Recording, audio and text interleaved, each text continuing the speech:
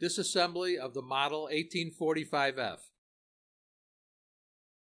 Using a 3 mm Allen wrench, loosen the 4 nose screws and remove the nose cover.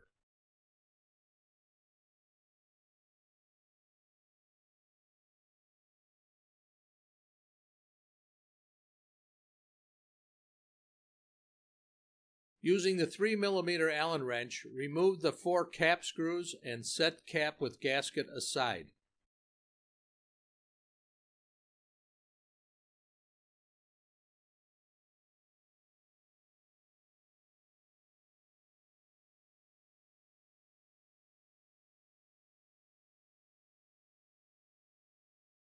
Remove the piston dry blade assembly by lifting it up and out of the return cylinder.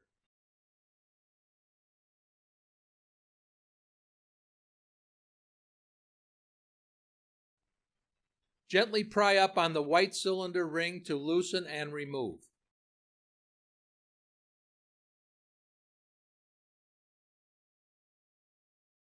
Remove the return cylinder by loosening and lifting it out of the nailer body. Remove the rubber bumper from the return cylinder. Remove the valve assembly and spring from the cap.